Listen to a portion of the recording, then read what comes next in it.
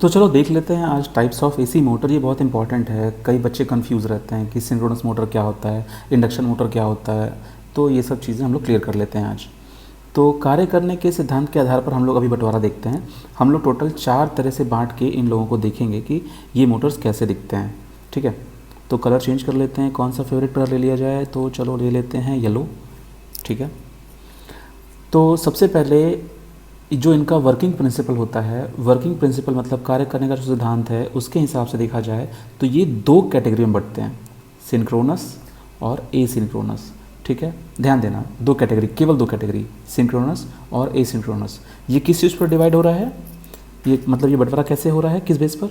कार्य करने के सिद्धांत के आधार पर हो रहा है। ठीक है, अब देखो सिंक्रोनस मोटर तो बहुत पॉपुलर है, राइट। उसमें 2 ही कंडीशन होता है, एक प्लेन और एक सुपर। मतलब सिंक्रोनस मोटर 2 टाइप के होते हैं, प्लेन वाले और सुपर वाले। अब बात करते हैं एसिंक्रोनस मोटर की। तो जब हम लोग ये चैप्टर्स कर रहे होंगे ना प्रॉपरली, तो हम लोग उसके अंदर जा कर के समझेंगे कि प्लेन का क्या मतलब है, सुपर का क्या मतलब है। हाँ, अगर तुम लोगों को कोई डाउट हो इसमें तो तुम लोग हमको इंस्टाग्राम पे या फेसबुक पे या हम व्हाट्सअप नंबर दे देंगे डिस्क्रिप्शन बॉक्स में, वहाँ से तुम हमको मैसेज कर लेना। ठीक है, व्हाट्सअप नंबर पे व्हाट्सअप भी कर सकते हो। अब बारी आती है एसिंक्रोनस मोटर की।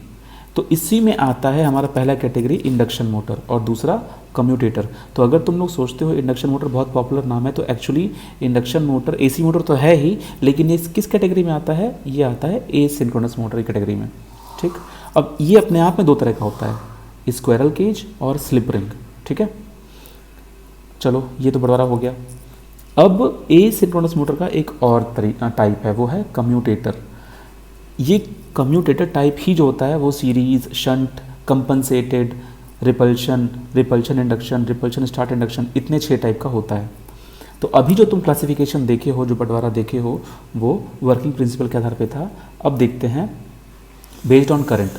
करंट के आधार पर हम लोग मोटर्स को 2 हिस्सों में बांटते हैं, एसी मोटर को 2 हिस्सों में बांटते हैं, सिंगल फेज और 3 फेज। देखो इसमें से जो भी एसी मोटर अभी तुम देखे हो, ये सारे एसी मोटर इसमें से कुछ कुछ सिर्फ सिंगल फेज में होंगे, कुछ कुछ सिंगल फेज और 3 फेज दोनों में हो सकते हैं। ठीक है, और जैसा रिक्वायरमेंट है उसके हिसाब से हम लोग मोटर बनाएंगे। अब हम लोग देखते हैं बेस्ड ऑन स्पीड। अब स्पीड के आधार पर अगर हम लोग एसी मोटर का बंटवारा करें, ध्यान देना हम लोग एसी मोटर की बात कर रहे हैं, ठीक है, डीसी मोटर की बात नहीं कर रहे हैं। ठीक है ना, डीसी मोटर को हम लोग एक और नाम से जानते हैं, वो कौन सा नाम है? Conduction motor. कंडक्शन मोटर कहते हैं डीसी मोटर को। ध्यान देना, इंडक्शन यहाँ पढ़ रहे हैं, कंडक्शन वहाँ पढ़ रहे थे। कंडक्शन मोटर क्यों कहते हैं? क्योंकि डीसी मोटर में जो आर्मेचर लगा होता है, उस आर्मेचर में जो हम लोग करंट भेजते हैं, वो करंट हम लोग डायरेक्ट तार से भेजते हैं। तो वहाँ पर कंडक्शन की प्रक्रिया हो रही होती है। कंडक्शन क्या होता है? डायरेक्ट इलेक्ट्रॉन्स जाते हैं और करंट फ्लो करता है। इलेक्ट्रॉन्स जो तार के अंदर जो बहते हैं वो कंडक्शन ही तो है। तो कंडक्शन के हिसाब से जब करंट पैदा हो रहा होता है वो कंडक्शन हो गया। तो हम लोग आर्मेचर में जो करंट भेज रहे होते हैं वो डायरेक्ट तार से भेज रहे होते हैं। तो आर्मेचर को जो पावर मिल रहा होता है वो कंडक्शन की प्रक्रिया से मिल रहा होता है।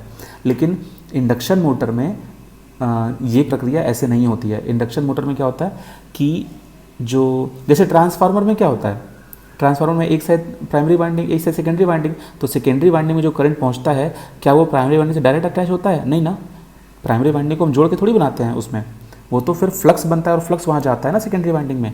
ठीक है, तो ठीक वैसे ही यहाँ पे कंडक्शन नहीं हो रहा है, यहाँ पे इंडक्शन हो रहा है। तो उसी तरीके से हमारे मोटर भी होते हैं, इस चैप्टर वाले मोटर होंगे सारे। तो ठीक है, स्पीड के आधार पे 3 तरह का हो सकता है, कांस्टेंट, वेरिएबल और एडजस्टेबल। मतलब स्पीड तुम वेरी कर सको और यहाँ पर तुम स्पीड को एडजस्ट कर सको, और एक है कांस्टेंट। तो अभी जो हम लोग ये सारे मोटर देखे हैं, इसमें से कुछ कुछ मोटर ऐसे होंगे जो वेरिएबल स्पीड पे होंगे, कुछ कुछ ऐसे होंगे जिनका स्पीड एडजस्ट कर सकते हैं, और कुछ कुछ कांस्टेंट स्पीड पे रन करेंगे।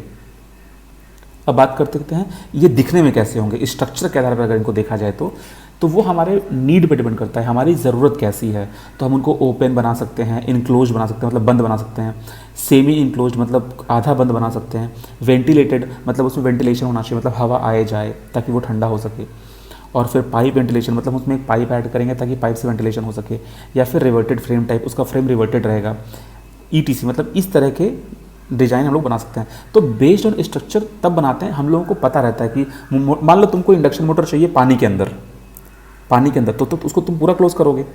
ठीक है, तो इसी तरीके से हमारी ज़रूरत क्या है उसके आधार पर हम लोग उसका स्ट्रक्चर डिज़ाइन करते हैं, लेकिन अंदर का मैकेनिज्म तो वैसा ही रहेगा, है ना। तो चलो ये सारा चीज़ें क्लियर हो गई तुमको। बहुत छोटा सा वीडियो है, मिलते हैं अगले वीडियो में।